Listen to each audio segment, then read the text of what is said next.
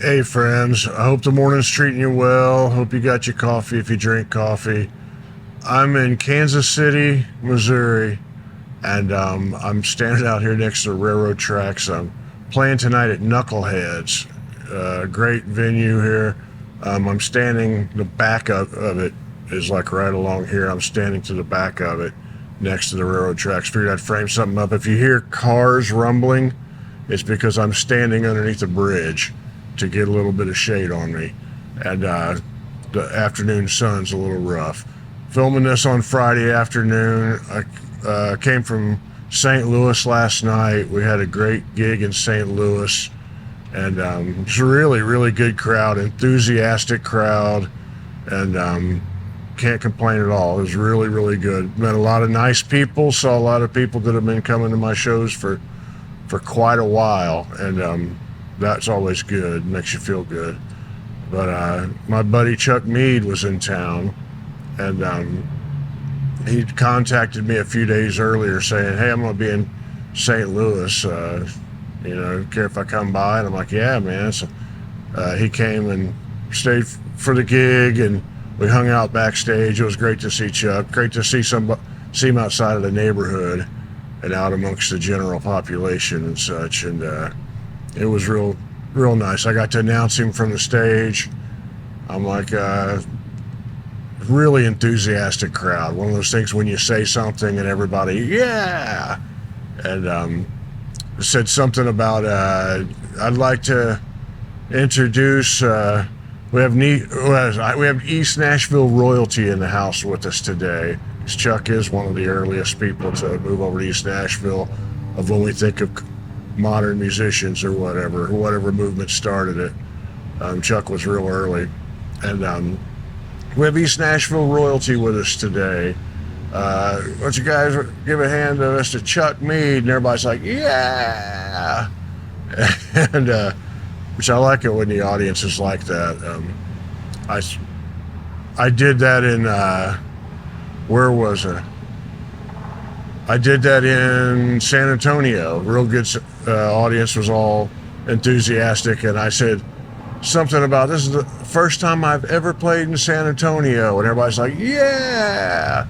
And I said, the most expensive hotel room I've ever had in my life was in San Antonio, and everybody's like, yeah!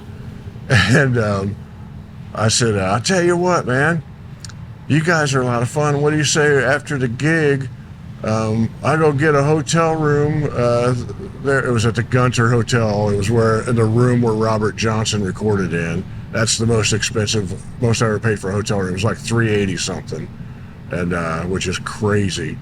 But I wanted to be there. I filmed some stuff and put it on Patreon. Me and Todd filmed it years ago, and I found it and put it up. But anyhow, I'm like, how about it was at the Gunter Hotel where Robert Johnson recorded. People were like, yeah. I said, how about after the gig we all go over there and hang out? Yeah. And I said, all right, but you guys are going to have to buy a bunch of merch so I can afford it. There's crickets. It's complete crickets. Last night people were enthusiastic for all the lines, and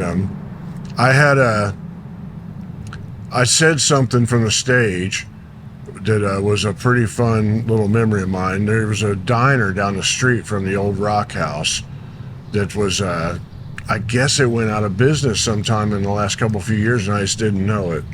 And it's windy. I hope the microphone is not picking up a bunch of rumbling or whatever. But the diner was just a great old diner. It looked awesome. And me and Brian Henneman went in there many years ago. I mean, a long time ago. But Brian Henneman from the Bottle Rockets. And we went and had breakfast there in the middle of the night, 2 in the morning or something, a long time ago. We sat there solving all of the world's problems over, a plate of omelets and biscuits and whatever, and had a good old time. And then afterwards, I went back to his house and I slept on his floor. And then the punchline was like, welcome to alt country, kid. and everybody laughed about that, which was funny. But I felt kind of bad because when I had planned to drop in, Brian works at a guitar store, and I think everybody knows that. So it's a lot of people drop in and see him. It's a killer vintage, and I wanted to go in and say hi to him, and because I haven't seen him in a few years. We text every now and then, but I want to just go in and see him, and I was like, yeah, I'm going to stop in before I go to the venue, and I'm going to say hi to Brian. And so I'm trying to make myself do those things. I get like a couple hours from St. Louis. I'm driving in from Fayetteville, and I got a phone call that was important. I got a phone call from Amy, and we talked for like an hour, because when I'm on the road, you kind of look for those times when you can, talk and keep up. We talked for about an hour. I think we have a train coming. Oh yeah, here we go. I think we got a train. Let's see what this looks like, folks. It sounds pretty damn loud right now. Oh, it might have train police. I don't know.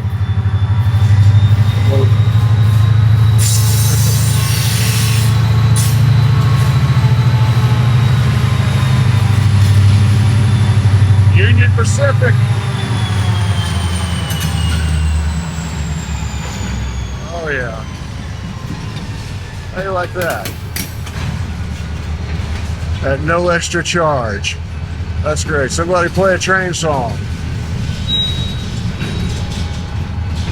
Got anybody out there sitting around with a guitar, a Todd Snyder fan, play a train song right now.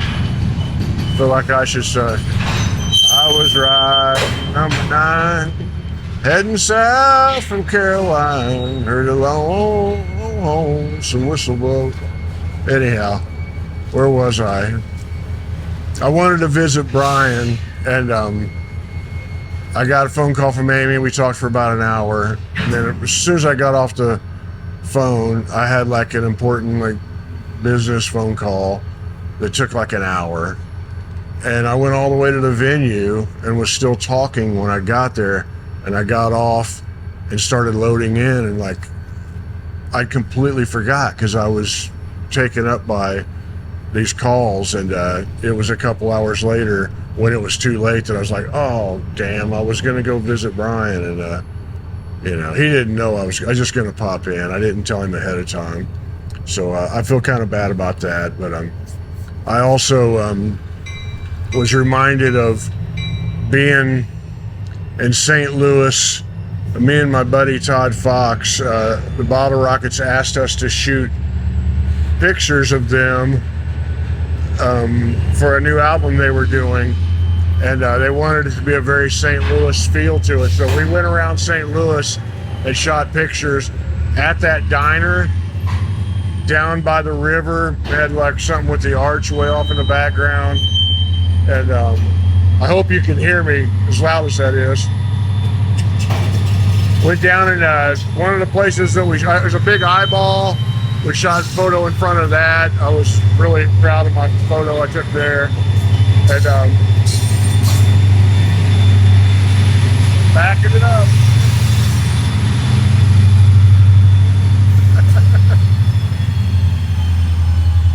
And there's a place called the South Broadway Athletic Club, which is kind of a famous wrestling venue. It's a really small wrestling. When you walk in, there's a ring in the middle of it still, and you can just fill it with smoke. It looks like it would be from a 1930s boxing movie, like somebody up there likes me.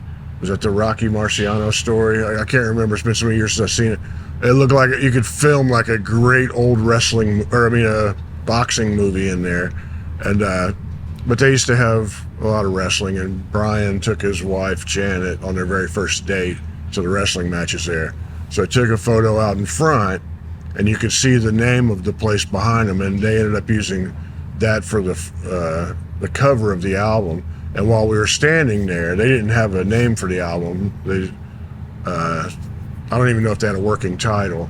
And I told Brian, I'm like, hey man, why don't you call it the South Broadway Athletic Club? That seems like a cool album title name. And he's like, huh? which he Brian kind of did, huh? I don't know. And then they called it that. Somewhere along the line, they forgot I suggested it, which is fine or whatever. But anyhow, lots of good memories in St. Louis. I really dig St. Louis, and I dig Kansas City. The last time I played here was with Todd Snyder, and we had a really good time. And there's pictures of Todd up inside. A lot of the venues I've played here in the last, I'd see pictures of Todd hanging up. So it's a nice memory, and it's a nice feel-good thing when you go in and you see that. Might have the police coming for me here, the railroad police. But anyhow, I put up a video of like all the Texas stuff on Patreon. It's over an hour long, and you guys might enjoy that. But I'm going to put up another probably hour long one in the next few days, including some of the last few gigs and this, just backstage stuff and roadside travel stuff. And if you guys dig that sort of thing, you can find that on Patreon. And the last thing is the film that I made with Todd Snyder, A Love Letter to Handsome John. The Indianapolis screenings are all sold out, and we're not going to be able to add any others to that particular run. But the April 9th, I think, is the date in Nashville. Friday, which is when I'm recording this, a second screening went on sale. And they also moved it. We didn't even have to ask them to do this, but they offered to, the Belcourt Theater offered to move it into a bigger room to make more tickets available for the Nashville screening. So when you're watching this on Saturday morning, there's probably more tickets left for that. So jump on those and bring a friend and come on out and say hi. And we'll get to experience that all together.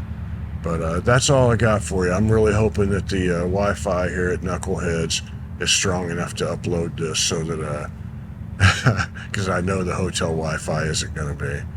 So I'm going to try to get this uploaded before sound check, and it'll be ready for you guys to watch Saturday morning. But playing tonight in Kansas City, in Omaha, then Minneapolis, Chicago, Ann Arbor, Covington, Bloomington, Indiana, Nashville, Tennessee, and Knoxville, Tennessee in the next week or so. So find all the details at otisgibbs.com, and I will see you guys soon. And I hope everything is good in your world. And yeah, much love to y'all. Play a train song.